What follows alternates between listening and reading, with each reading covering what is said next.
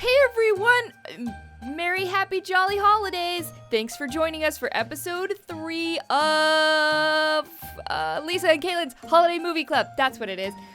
This is our seasonal 8-episode podcast talking about all of the good/bad Christmas movies that are popping up on Netflix and Hulu and Amazon Prime and what's the other one? Like Lifetime and what's the name? What's the main one? Who makes the cards? Who makes the cards? Hallmark. Yes. Kaitlin, this is why I desperately need you. So as always, with me is my ride or die Christmas movie pal, Kaitlin. It's Kaitlin. Hi, everyone. Yes, I'm so happy to be here. Crowd goes wild. Oh my gosh, this is such an intro. I feel like you can't see. Why are we doing a audio medium? I'm doing like the WWE She's entrance. flailing. Oh, no, yeah. It is. She does look very epic, and next year for sure we're going to add a video element to this because it's just too good. Because speaking of that, Kaitlin, do you have a drink this episode? I do. I have a wine spritzer. Oh, she's so fancy. I can't even in handle a mason jar, just like we just saw on the Great British Baking Show. Oh, you're so rustic. You're so like, with those weddings, what are they like, shabby chic or whatever? I mean, let's be real. It's hipster. It's hipster. Yeah. It's just hipster. Cheap. Yeah, we get like 20 for $1 at IKEA. Yep. I too am drinking, and I'm also mixing it up tonight. I have a special cocktail called the Caramel Appletini.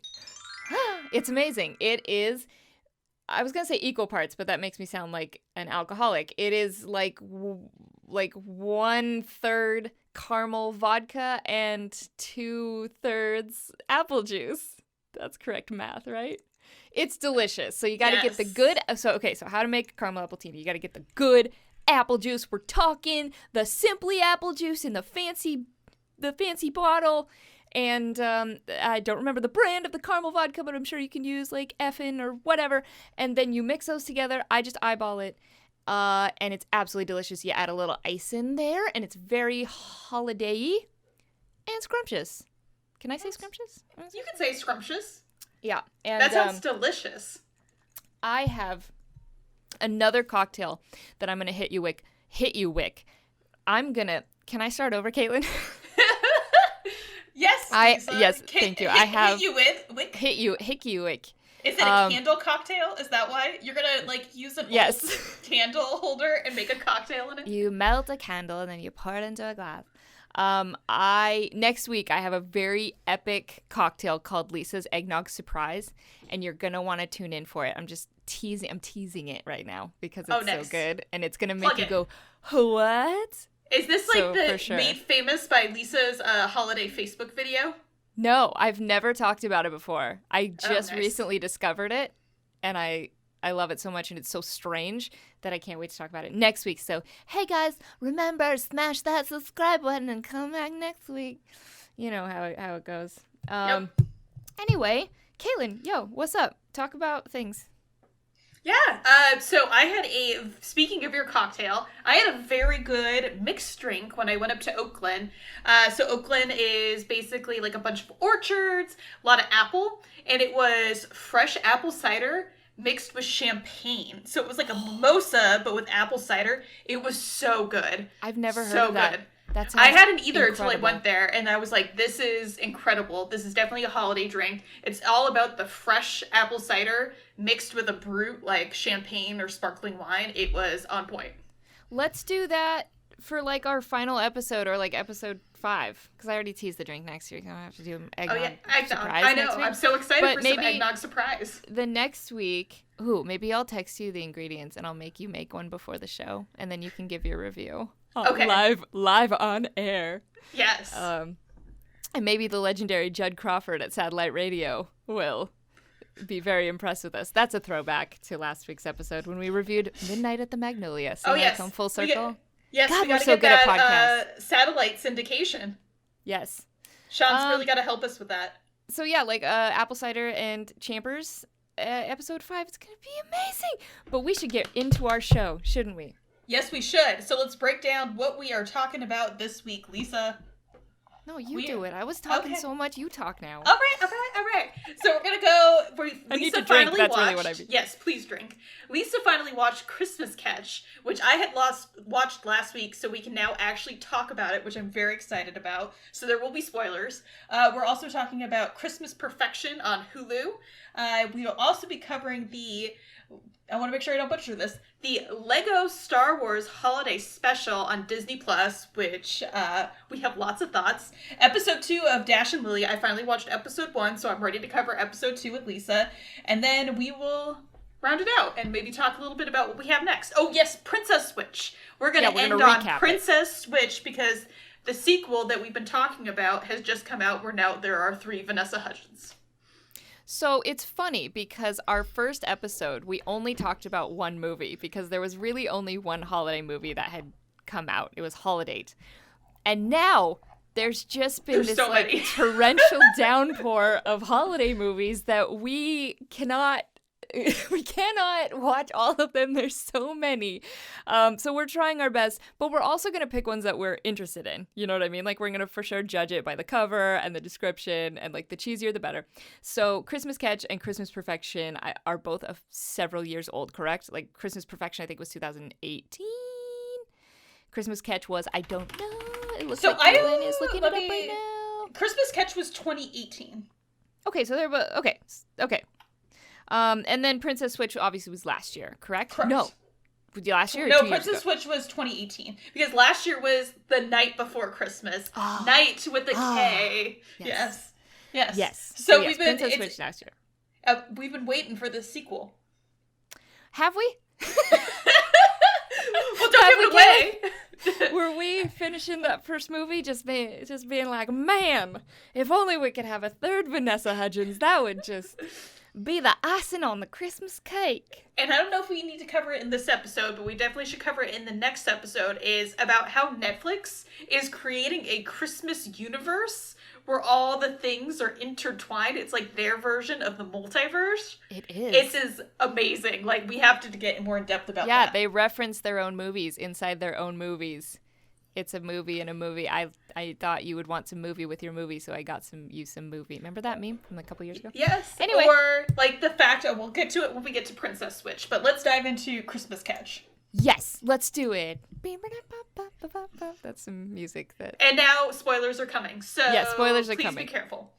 All right, so Christmas Catch. Take it away, Kaitlin, with your description. Oh, yes. I was like, hold on, let me scroll down and see if I have my description from last week. Hold on. Oh, right, you did recap it last week. Yeah. Oh, now I'm like, come on, Kaitlin. I gave you such a good description last week. Basically, the premise of the movie is we have a police officer who is undercover and now is looking into her new love interest because apparently he stole a $3 million reindeer. A diamond encrusted reindeer.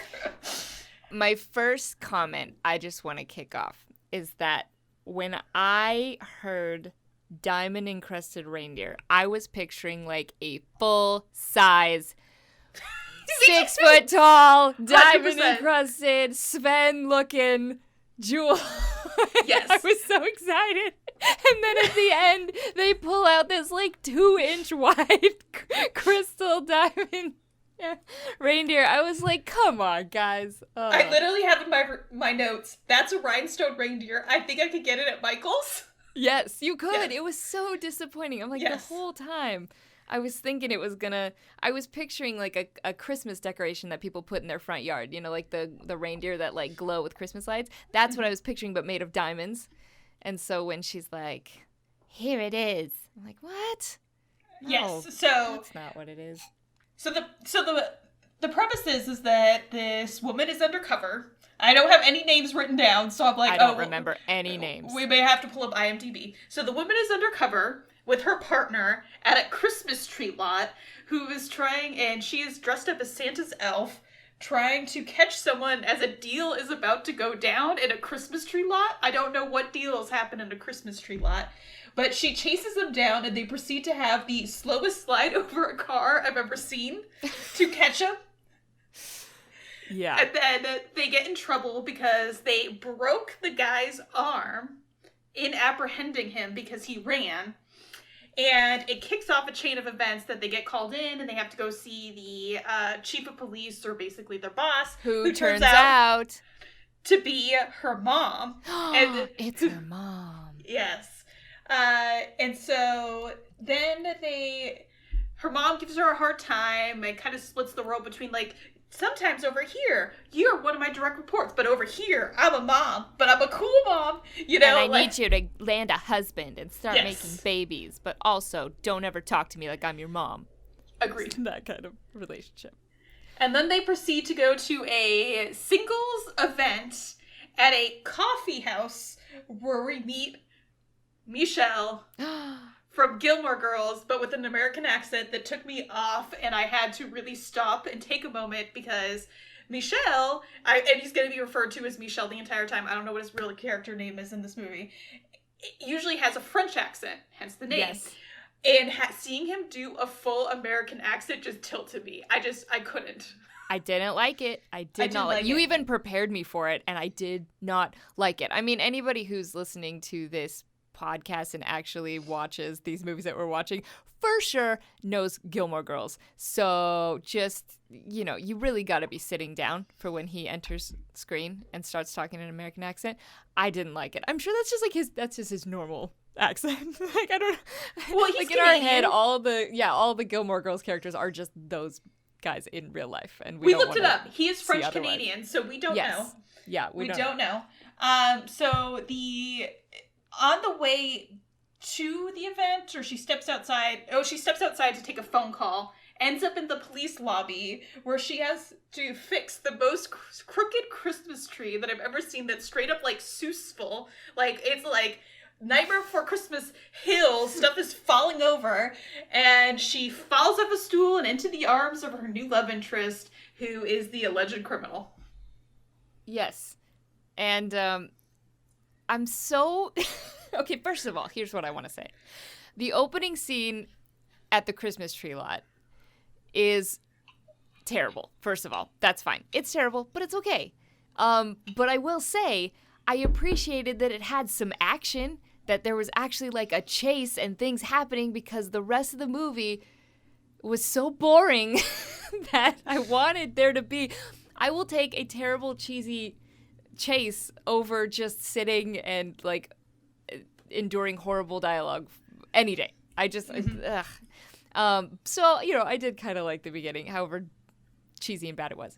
Yes. But the thing that I cannot let this slide. There's a lot of things in these movies that we can let slide. This is one that I cannot.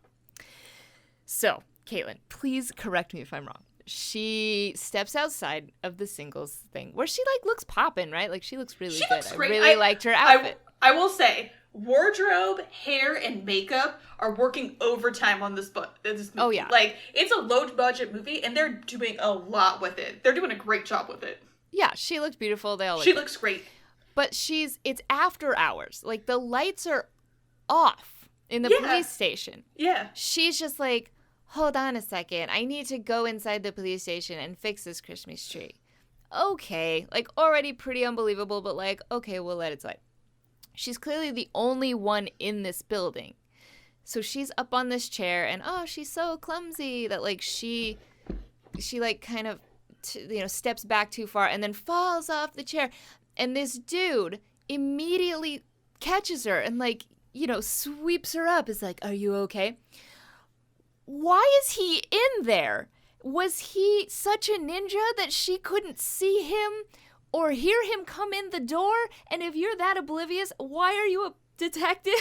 You're a detective! And you have no idea that there's a man feet away from you ready to pounce if you were to fall. Kaitlin. I did enjoy. How close would you have to be? If I stood up on this swirly chair right now, if I started to fall, how cat-like could you be? Like, how close would you have to be to catch me? I mean, like, I wouldn't fully catch you. You would just fall on top of me. I'd break your fall. I would dive like Superman going into home base, and I could break your fall. But I couldn't catch you. No. I really feel like we need to posit this to Sean. It was unforgivable. It was an unforgivable meet Well, it's cute. also falling off a stool. But yes, I did think this is also a trope of the rom-coms in general, especially Christmas rom-coms, which is clumsiness leading to a meet cute. Oop, I bumped into this person. Oop, I'm wearing high heels I'm not used to while bouncing on top of a bar stool, fixing a Christmas tree, and fall into a handsome stranger's arms. Totally. I understand that's a trope, but most of the time, it's a totally fine trope. It's great. Yeah. Like, it's pretty true to life. I mean, how many times, honestly, have you been doing, not in like a cute way, have you been like doing something stupid or clumsy, and then a cute guy's like, whoa, watch out there. You almost whacked me in the face. You know what I mean? Like, that's definitely happened to me. I wasn't hair and makeup at the time, and I ended up being really embarrassed. But an enhanced version of those moments can be these really adorable meet cutes. Totally fine with those. But this was unforgivable. The dead police station and like the unlocked nobody around, or it's like if she was on the street and trying to fix it and then it happens and he catches her because he happens to be there, or there was an excuse for him to be there. But at that point, the only excuse for him to be in the police station, other than the door being unlocked and he comes in and she just misses that, is like, and he's not a police officer. Right. He's an alleged criminal. So it was like, is he called in for questioning? Like, immediately your flag should go off and it shouldn't be a surprise that he was he's an alleged criminal. So he said he was also going to the coffee shop for the singles event. So he must have been outside on the sidewalk. And then as she's falling, sees her through the window, runs through the door, steps, she's not close to the door. Why is the police station unlocked? Why is it unlocked? Or, like, there should be at least one person working there. Oh, my God. Or at least, like, have a moment of, oh, I'm just gonna fix this tree. And they're like, oh, but can I run to the restroom, or I need to run back, or whatever. And, like, she'd be like, oh, I can watch the front desk for you. Don't worry. Like, at least have that exchange. And then it's, like, more excuse of why she's in there. Like, oh, yeah, I had to take a call. Oh, let me cover for this other coworker. You know, we get it a little bit more than just... For sure. The dead police station. Yeah. And, I don't mind the plot of this movie. I know it's ridiculous, but that's it's what totally we expect but yes. in a Christmas movie. Like, you want it to be like, oh, the Pope needs a date for the ball, so little hometown girl from Kentucky just happens. You know what I mean? Like, the most ridiculous plots. We're totally fine with those. But at least, like, it doesn't have to be believable, but at least make it plausible. Yes.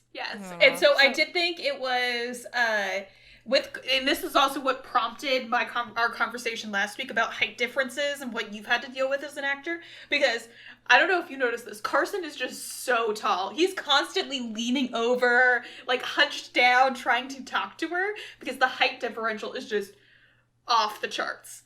Yes, I also found him very creepy. I did not find him attractive or likable. I found him creepy.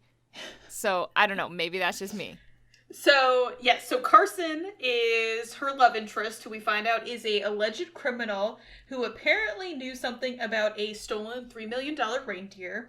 And the FBI happened to be in town because they think another heist is about to go down because there's more inventory around the holidays, and therefore they think another diamond heist will happen. The allegedness is that the wife made off with the crystal, it's not crystal, it's diamond. Looks like crystal. The diamond reindeer, but nobody knows where it is. And then the FBI basically says, you need to date this man. And as soon as the FBI agent showed up, I was like, she's the wife. Calling it now. She's the wife. I did not think that at all. Something went off inside me. I called the twist, and Lisa's like, no. I will say that twist was superb. Absolutely. It was a good twist. For a Christmas movie. Totally. We don't get enough twists in a Christmas movie. I did enjoy she was a turncoat. Yes. So the wife who apparently made off, who's the diamond heist person, is like pretending to be an FBI agent. So she's getting all the info about what's going on with the investigation, and she's trying to pin it against her ex-husband. So similar to Midnight at the Magnolia, we fall into a situation where the FBI agent is like, I command that you date this man and be undercover. So then all of a sudden she's like, oh no, like I'm forced to date this guy, this super hot guy. So they're thrown into this kind of fake relationship because she is working, but she's actually falling for him. So she is undercover the whole time, but also having feelings and dating this guy, but she has to for her work. So, she got all them mixed up feelings. But we do get the scene of getting ready for the date where she's, like, trying on 100 outfits, which I don't understand because, like, she looked so good at the mixer. Why is she all of a sudden, like, she can't dress herself? She went from looking poppin' to be like, I don't know what clothes are. I don't know. She still also looked great on the date. I also But why? Okay, why did she keep him waiting for like an hour? Can you explain that to me? I would have left. He was sitting there at the restaurant, and then after he gets to the restaurant and sits down, there's like 6 more scenes of her just doing whatever, and he's still sitting there, and I'm like, what is happening? I would have left. Why is she doing? Maybe it's a Canadian thing. I don't know. I would have left. Oh yeah, I definitely because this movie. It's outside in the snow. It looks so cold. You could see people's breasts. I was like, this is definitely filmed in Canada. 100% filmed in Canada. I also enjoyed that they do wear red and green to their date. He's wearing green and she's wearing red. And I was like, props to the costume designer on that one. That was a nice move. Yep. Also them quoting, I was like, is he just reading inspirational quotes? And I was like, oh, it's Ferris Bueller. Yeah, see, it has us in the 80s. Weird. We've talked about the 80s thing. Yes, I will say that it took way too long to get to that first date. I kept waiting and waiting. I'm like, just get to the date already. Yes. And then from then on, it was so boring. Like, I'm sorry. It's a cute movie, and if you like these dumb movies like we do, give it a shot. But I do think it's like a folding laundry movie. It's maybe a background movie. I got so bored in the middle part. Oh, my God. Yeah, I think there was also interesting things like the interior of their stakeout house makes no sense. I also did not get why the partner to the female lead, Mackenzie, is sleeping on the couch. And I'm like, I don't think this is a 1-bedroom house. There has to be multiple bedrooms. Like, why does he just happen to be on the couch? Like, this is just so weird. The hair and makeup is great. The mom third wheeling on the date I thought was an interesting choice that was kind of fun. Yeah. The mom overall is kind of fun, but she kind of plays the stereotype of the overbearing mother mixed with I also am a person of authority in your job, which I thought was interesting.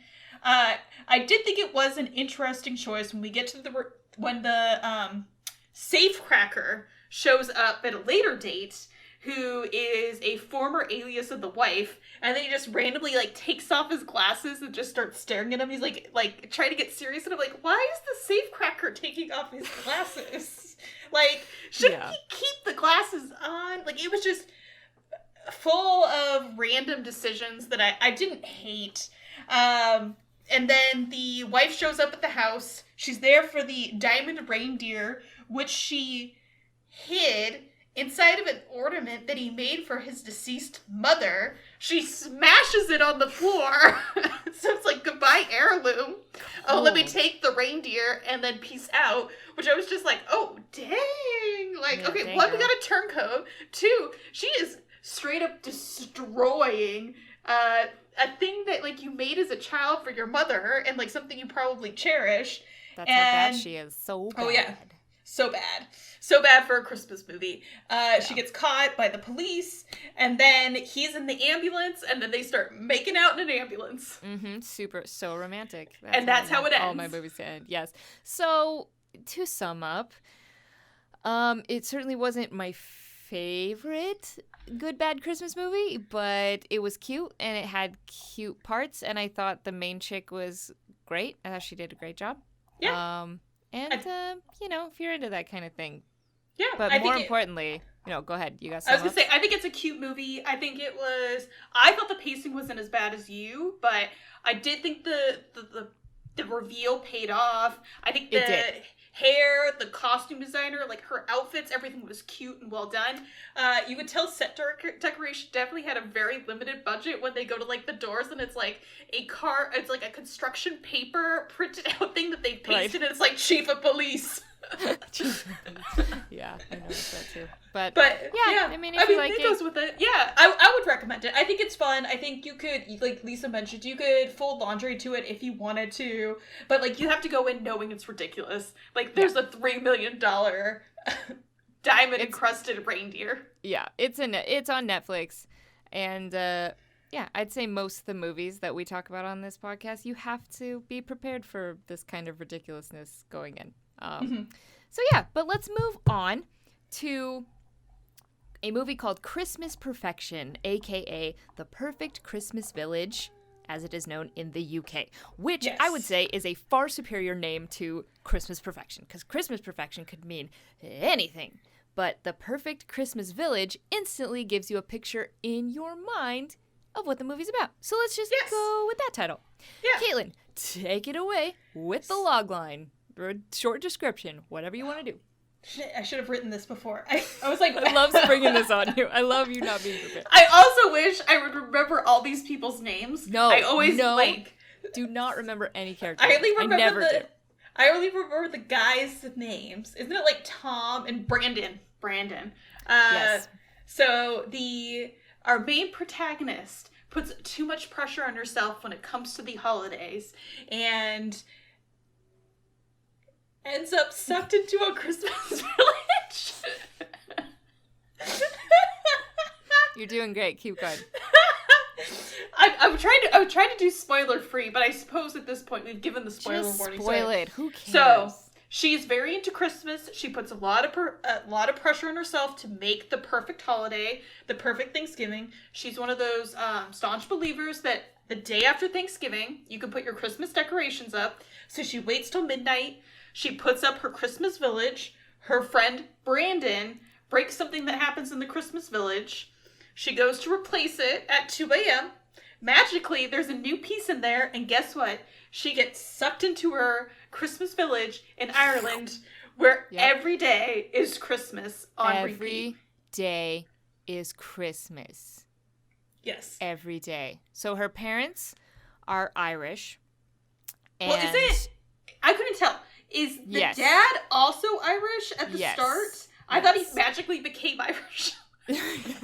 No, so her parents are Irish. They are divorced, so she's the child of divorced parents, and they're always fighting on Christmas, and it really bothers her. And so her little perfect Christmas village, like her little, everybody has these little Christmas villages as decorations, and that's kind of like her escape. You know what I mean? Like in her brain, she's like, my family makes me sad, so I'm gonna just escape into this little fictional village, which is really heavy for a silly Christmas movie, but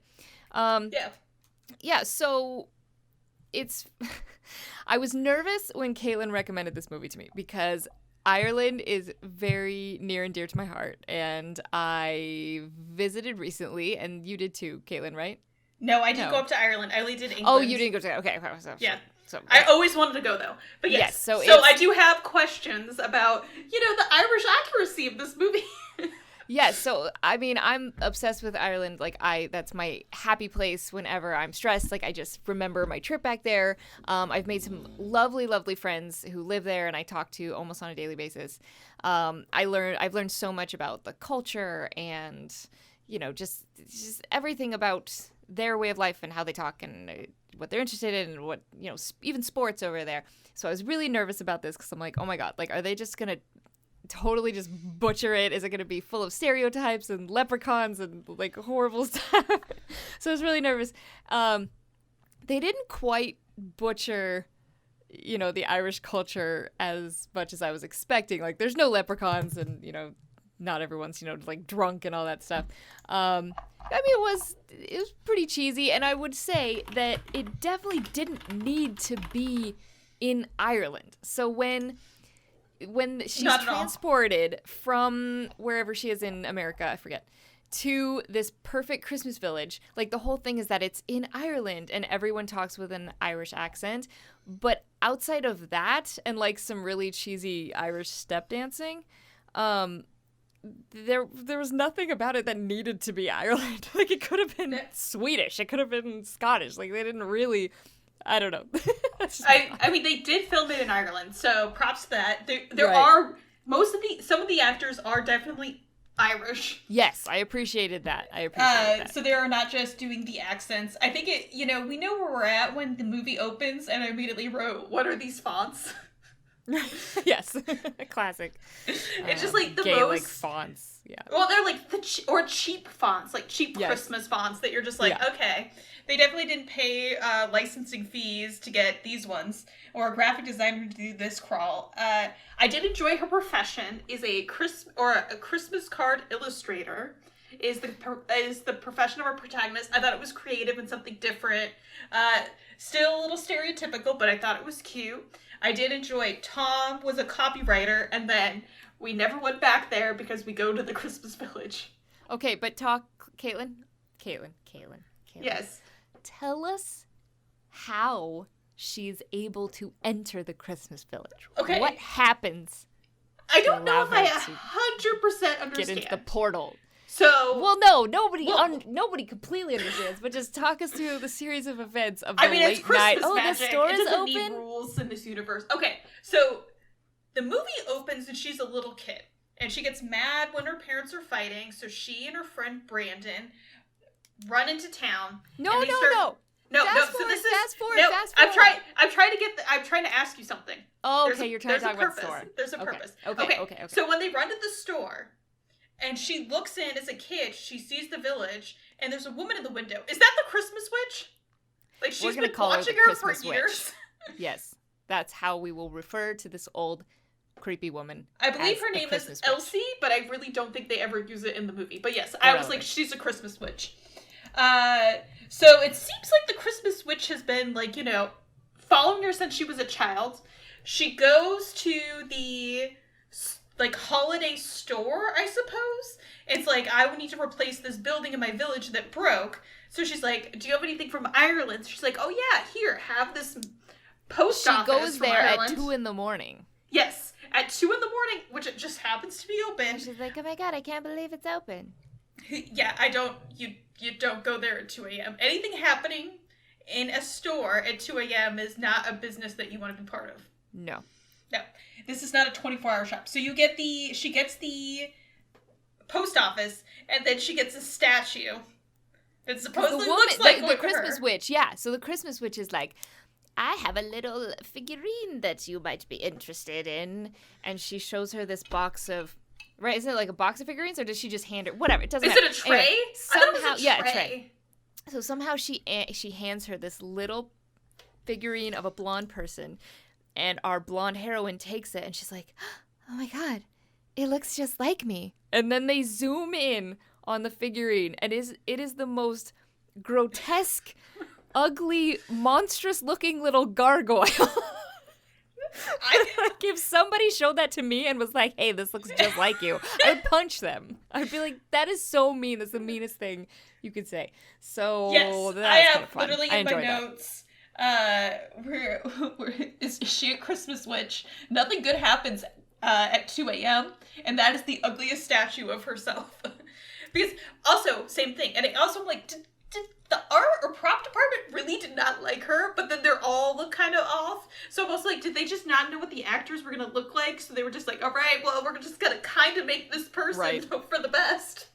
Yeah, I will also say that in the scene before she gets to the store, her and Brandon have like a little fight, and Brandon like, bye, see ya. And she's thinking like, should I call him? So she reaches for her phone and like brings up her contact of Brandon and is about to like call him, but then she doesn't.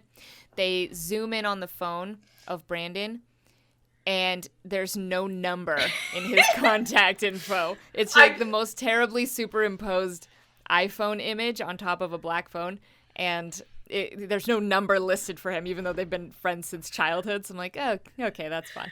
Oh my gosh, I didn't notice that, so I'm so glad you caught it. It's so bad.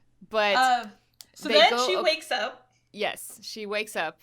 And she is in Christmas Town, which is her Christmas village, which is called Christmas Town, where it's Christmas every single day. And it gets a little weird because then it starts to happen that it's like things that she probably hoped for as a child getting also included with things she wishes for as an adult. Because she wants waffles and hot cocoa every morning, making the Christmas sweater, horse-drawn carriage rides in the Irish countryside. And then I just have did he make the snow with the power of Christmas? Is he a wizard too? Dude, okay. Oh, so yes. I don't understand how Tom, she's like... the co-worker copywriter, is in the village, and they are fiancés, boyfriend, girlfriend. They're in a relationship. I like the part where they're going in the sleigh through the snow, and she's like, oh my God, it's so beautiful. And then, like, she gets to the other scene with the snowman or something, and she's like, wait a minute, it snows here or something? And I'm like, girl, you just got out of the snow. Like, what are you talking about? However, Kaitlin, I have a better pitch for this movie and what I would have done with it. Okay, so she's she gets sucked into this cute little village where every single day is Christmas. I would have made it eventually like these people start committing murders in a cult-like ritual because they're all so creepy and they do the same thing every day, and it would have turned into a horror movie unexpectedly, and we could have called it Season's Bleedings. Oh, Lisa. Well, I guess if you call the movie Season's Bleedings, then it wouldn't really be a scary movie unexpectedly. But, you know, the first half of the movie is all cute, and then everyone starts dying and getting stabbed. Stabbed in Christmas. So I would have enjoyed that more. But yeah, it's ridiculous and a little bit boring still a little. Well, and then everything's boring. Everything's boring. So in the town, what's his name? Tom, the copywriter, is now in a relationship with her, lives in the town. Her parents are there. Her parents are together. They're so happy. And then I was like, okay, at the start, they're like, oh, here's your house in the Christmas village, Brandon. And then Brandon never shows up until he goes to the store, buys a grotesque figurine of himself that basically is a guy wearing a hoodie with a blazer. And he's like, oh, with brown hair? Yep, that's me. Oh my God, it's me. It's totally me. And then he ends up in the Christmas village. Yeah, so he gets sucked in, and then they kind of start to fall in love inside the village, and then Tom gets a little jelly belly, and then he's like, screw this, like, you don't want to face reality. Bye. And then he gets sucked out and she's like, Brandon, no. So then she endures a little more creepiness in the Christmas village before finally being like, I have to go back to real life. And then it wraps up all cute and nice. So I'd say, I mean, before she goes into real life, you also forgot the part where she declares herself Miss Christmas. Oh yes, she wears a gown and a sash. Yes. Bachelorette party in Vegas style that says Miss Christmas. And then Tom proposes, right? That's kind of a spoiler, but whatever. I mean, we're not. He's we're, like, we're past marry the me spoilers. in Christmas Town, and she's like, no, I can't. So then she goes back, and they have the most.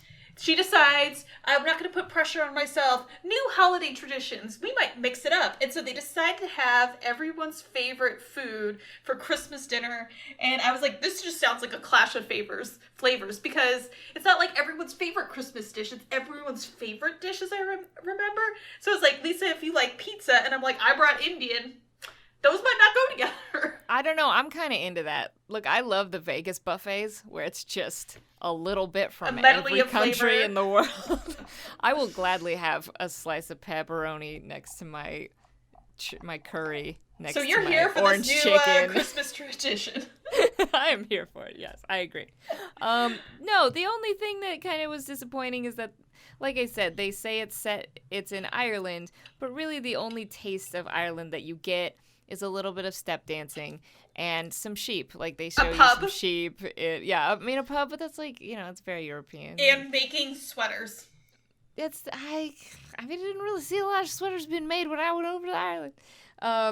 But yeah, it's super cheesy, but it's cute. Again, the biggest crime it committed, which similar to Christmas Catch, similar to, a lot of these movies, is that it wasn't funny. They have these lame attempts at funny dialogue and jokes, but they just fall flat to me. And I'm like, this is such a hilarious Groundhog Day situation. I think I said in episode 1 that Groundhog Day is arguably the greatest comedy of all time. And I'm like, think of all the funny stuff that could happen in this premise. Like, how absolutely freaked out she could be living in this world where every day is the same and all of the silly things she could do a la Bill Murray. But yet she doesn't. And they let all of this potential comedy just blow away in the wind. And that's the For me, that's the biggest disappointment. It could be funny, and it's not. But it's warm and fuzzy, and that's goal at the end when she found out she couldn't cuss in Christmastown. And so all she could say, I just wrote down "frost you."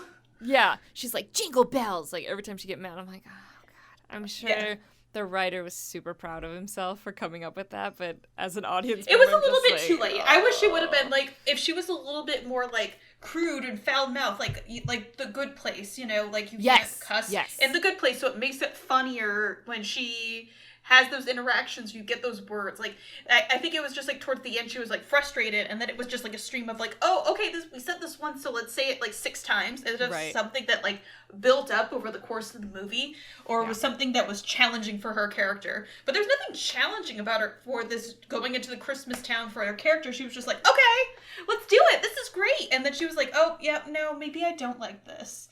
But it took her friend coming to do it. Also, just don't understand how much time has passed. Like, do people realize they're missing? Like, how does the magic of this in the universe work? No, you're looking too far into it. It's a bad version of our favorite, one of our favorites, which is the 12 Dates of Christmas, which I absolutely love. So if you want a similar premise of the same day repeating over and over, watch 12 Dates of Christmas. 12 Dates of Christmas is so much better. And Zach from Saved by the Bell. It's amazing. Yeah. But we're running out of time. Yeah, I don't know. I've never known how to pronounce his name. So we need to get to our third movie here. So that we have time to do our third movie and then do our couple sum ups. Well, luckily, this one is a very short movie. It's the Lego Star Wars Holiday Special. See, we said it together. Which was 45 minutes long, which I was not expecting. Yeah. I thought it was going to be like a 2-hour thing, and so when it was 45 minutes, they do a lot with the 45 minutes. Pacing's good. This movie was actually funny. I enjoyed it. I thought there was a lot of good humor and jokes, especially Easter eggs and nods to the audience if you're into Star Wars, which I thought was fun. So this is 100% a movie that they created for the whole family. They made sure that parents sitting down to watch this with the kids would be just as entertained. We're talking the generation that may not be super into like BB-8 and Rey, but was in the theater for A New Hope.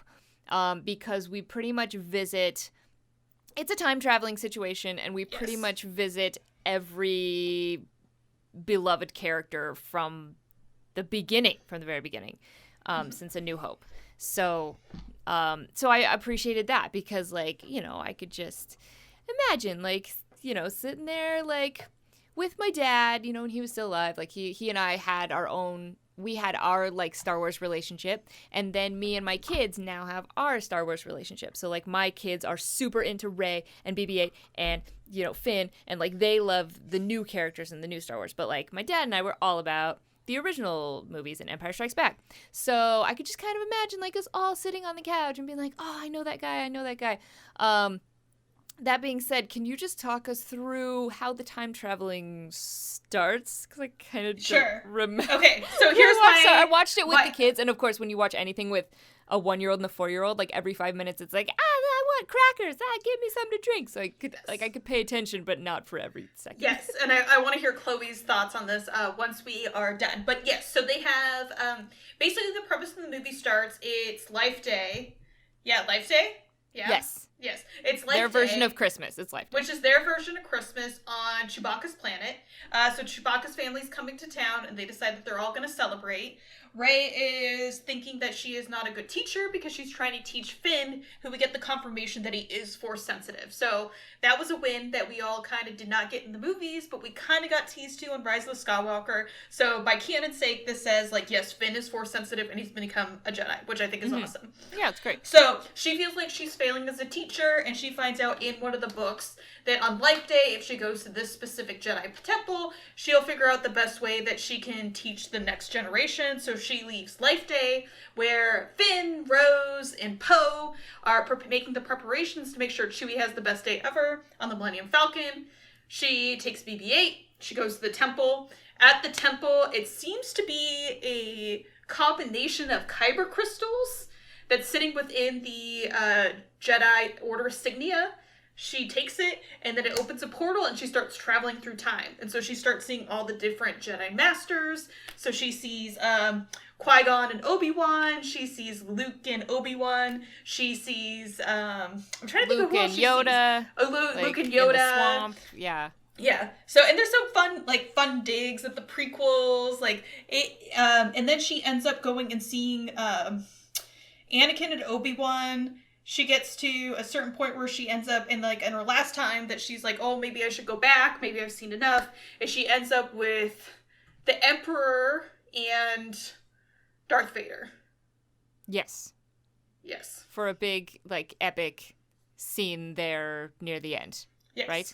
Yes. And they steal the Kyber crystal that allows you to travel through time. I'm assuming that's what it is because all the Kyber crystals fly out later. The Kyber crystal that lets you travel through time. And then they go to the future to see what's going on, and they find out there's a guy named Supreme Leader, and so Kylo proceeds to break down what happened to the Emperor and Darth Vader, which is pretty hilarious. Mm-hmm. And then they decide that they're not going to let this happen, and they're going to take out Luke and fix it. So then Rey's left without the Kyber crystal traveling through time, and she is able to summon all the Kyber crystals around her on the Jedi Temple, and from that she's able to travel through time. I don't know how Kyber crystal equal traveling through time, but we're rolling with it. It's a Lego movie. It doesn't matter. It has that classic Lego sense of humor that we've come to oh my gosh, yeah. know and love. My kids watch Lego Batman, man. My kids watch the Lego Frozen Northern Lights. It's like a 4-part series on Disney Plus all the time, and it's super funny and super cute. And like I said, this is just, it's short, so it's digestible for kids, and it's fun for the whole family. Because it visits all the characters, and there's a lot of inside jokes for people who are diehard Star Wars fans, but it's also just broad and general enough for anybody to enjoy it. So I don't know. I thought it was great, Kaitlin. I enjoyed it. I thought it was fun. I think there are things, if you poked holes enough in the logic, of course it won't all add up. What was the thing they traveled with, etc. But at the end of the day, it's a 45-minute Lego Star Wars movie. Yeah. And compared to their original holiday special, yes. This is infinitely better. I would watch this again 100 more times before I'd watch the first one again because it's just so bad. It's in the top 5 worst movies ever made, right? Worst. It has to be. It has to be. It's so bad. Yeah, I thought they need to put that on Disney Plus. Why is it not on Disney Plus? Those cowards. You can't find it anywhere. I think you have to watch it on YouTube. They have buried that. Yes, they don't want that coming out. That's the fact that they did this holiday special. I was just okay. It's a wink to the audience of we could do it a little bit better. I bet Reddit has it. I bet if we dig deep enough on Reddit, somebody's got it. But I'm sure you could find it on YouTube somewhere. Yeah. But yes, I thought it was fun. I would recommend watching this before the original holiday special. Yes. But if you find the original holiday special, it's fine if you go in knowing what it is. It is not a great movie. It's not fine, Kaitlin. Watch it with friends. Fine. It's a crime against humanity and should have never existed. But actually, it's also hilarious and good if you've been drinking heavily. There you go. Star Wars. End your Christmas special. Night with that. Yes. So I think and that is on Disney Plus. Disney Plus, yes. Yes. Okay, so we talked last episode about the series. It's a Christmas series on Netflix called Dash and Lily, and I was so spellbinded by the first episode. It was so whimsical. It was so cute. It was mysterious and fun and real. And I just thought it was very clever and original.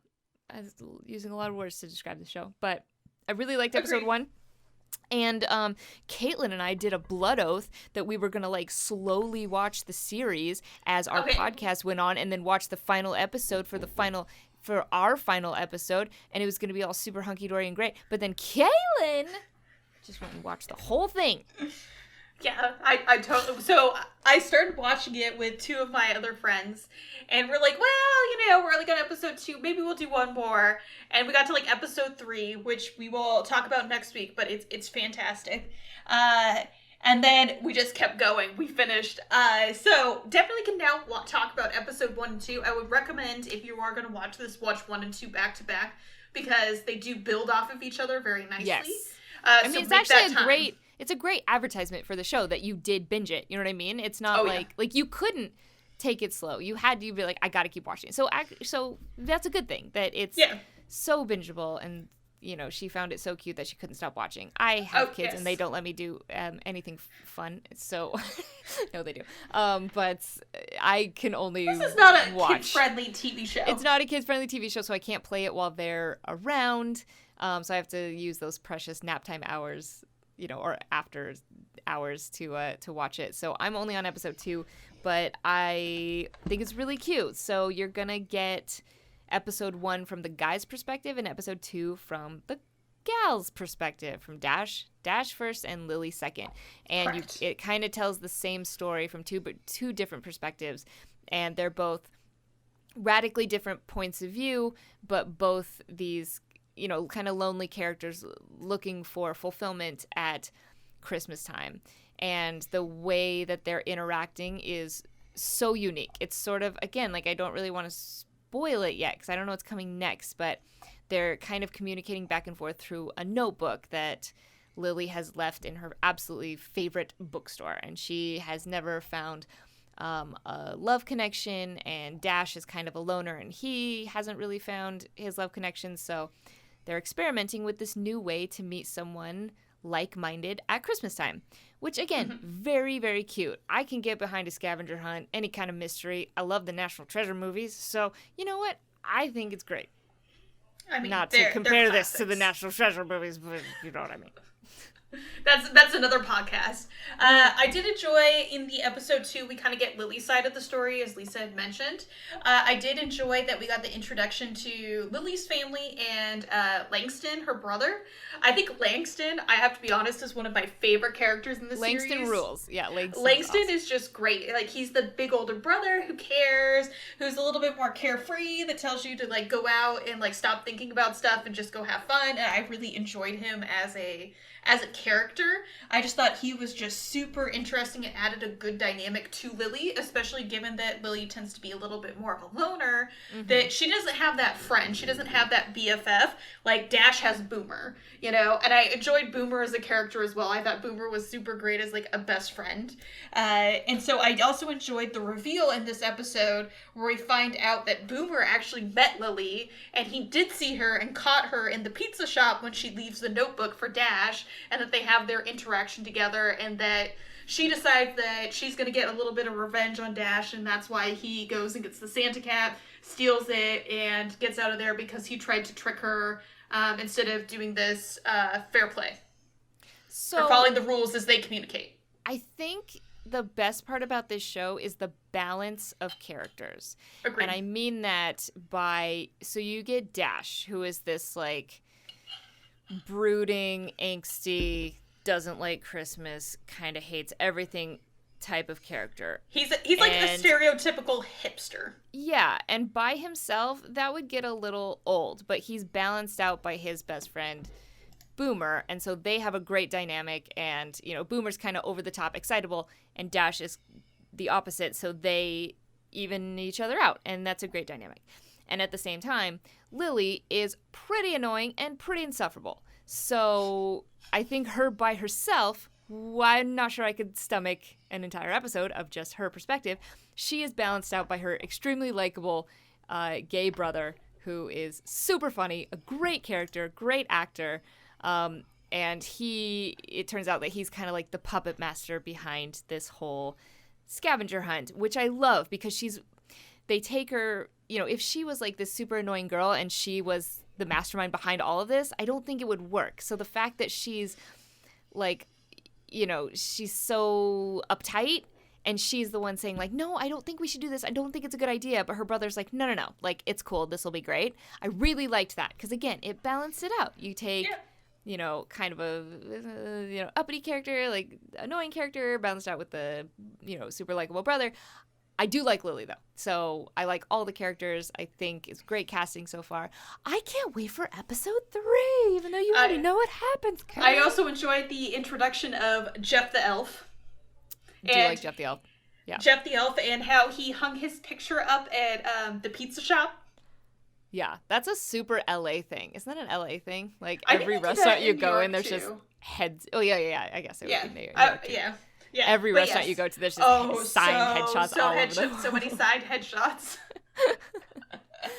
It's great. But yeah, I would say hit us up with your thoughts on Dash and Lily so far. Like, tweet at me how you're enjoying it.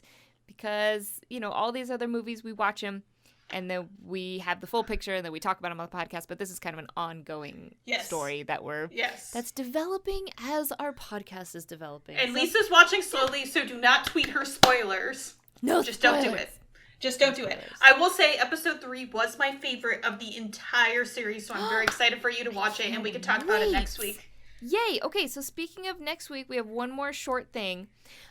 We just want to let you know that one of our big movies we're going to cover next week is The Princess Switch Again? What's the second title? Yeah, it's The Princess Switch Switched Again. Oh, Switched Again. Okay, so Princess Switch Switched Again, starring Miss Vanessa Hudgens. So in preparation for Switched Again, the sequel, I am watching the first Princess Switch, which I have never seen, but Kaitlin watched it last year. So be sure to check that one out so that you can be ready for the next episode. Quick recap of the Princess Switch. You want to do it, Kaitlin? I was like, I'm trying to even. I'm trying. It's been so long since I watched it. I just remember Vanessa Hudgens plays a baker from Chicago and a royalty from. Yeah, you know what? I'm gonna take this one because I just watched it, and it's been a year since you've seen it. I will say this though: royalty from Belgravia, which is next to Aldovia, which is part of the Christmas Prince series. They're neighbors.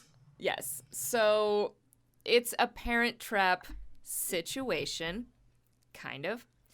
Vanessa Hudgens is this super sweet girl who bakes in Chicago.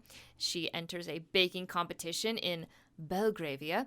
While in Belgravia, she just happens to run into the chick who's gonna marry the prince. And they're like, oh my god, we look exactly the same. We're twinsies. But for some reason, they very quickly glaze over that fact. Like, they don't really spend a lot of time being like, wait, why do we look the same? They kind of very quickly go right into, hey, we should switch places. Like, they waste no time. I remember that too, which I also hope they kind of address and switched again, because the third Vanessa Hudgens character coming in is her cousin, so I'm like, is she just not shocked that she just thinks that there are people that constantly look like her in the world? Right, because the Chicago baker should have been more freaked out. Yes, pretty sure if you ran into somebody on the street who looked exactly like you, you'd have a couple questions. Or at least want to do some of those myanswer.com researches. Sorry, I'm drinking a lot during this podcast. So then Baker from Chicago becomes Princess to Be, and Princess to Be starts talking with an American accent and becomes the cool, casual, normal person baker. And hijinks ensue. We'll probably talk a little bit more about that next week as we talk about the next movie. But yeah, Didn't Vanessa Hudgens have a friend that had a daughter? Yes, I remember the guy she's always hanging out with has a daughter, and the daughter figures out the switch pretty early on, and goes from there. But yeah, like I said, we'll talk about both of them next week. But to end our podcast, Kaitlin, what is the number one thing you would do if you had a doppelganger? I don't know the number one thing I would do. I was more curious on Lisa. If you got an acting gig where you had to be twins, or triplets and you had to play all the roles, would you do it? Or you had to be doppelgangers? Because I was thinking about this and I was like, okay, if I could do doppelgangers, I'm not an actor, but I think a doppelganger like Vampire Diaries. I don't know if you ever watched that, Lisa, but like Vampire Diaries, doppelgangers is a thing where there's our main character, Elena, who goes to high school. She's all sweet and like, you know, very stereotypical teenager. And there happens to be a like vampire who looks like her who's straight evil. And I was like, when Nina Dobrev probably booked that, I was like, okay, I see why she did this, because she can have so much fun being this evil person over here, and she can play what she's used to playing, which is the bread and butter stereotypical like high schooler, and she can kind of have fun and learn those quirks. Or like I think of Orphan Black, like that had to be like one of the hardest roles to do, where you like have to play all these different characters that are you and remember all the different tics. And then you also have to have a point where, like Orphan Black, they're all on screen a lot together, so you're probably acting against a tennis ball or somebody else, and that's got to be super difficult. Yeah, so they have to find actors that are your same physical type and put them in a wig, so that from behind they look exactly like you, so that, you know, the camera, when you're getting that like over-the-shoulder shot, you have somebody who looks just like you behind you. That did happen to me a couple times in All That. I had to have people that looked like me from the back so that I could. Did you get to pick who they were, or did they just pick No. Yeah, I feel like it's funny that, you know, she, in the movie, she has to play herself playing the other characters. So you have to, you know, it's definitely an interesting acting challenge. I think it would be fun. I would definitely do it. I also feel like the characters weren't too different. Like, it wasn't like fully like Freaky Friday, like Lindsay not Freaky Friday, Lindsay Lohan and the Parent Trap. Like, they were different enough characters, and you could have some fun with it, where you're like, okay, I could get why Lindsay Lohan would want this role. This one, I was like, they just seem very similar, like, or... Yeah. I didn't get enough that you're like, oh, this would be fun, you know? No, like I said, the worst part of the whole movie is that they meet each other, and it's like, oh... Anyway, let's switch places. There's not a lot of like, let's figure out why we look like each other. Yes. But this should all be wrapped up in a nice, beautiful Christmas package next week when we watch the Christmas... No, that's not right. The Princess Switch Switched Again. All right. We're going to watch that. And I think we're also hoping to watch maybe Jingle Jangle. It looks like a really good one. Yes, we have Jingle Jangle on the list. Looks very good.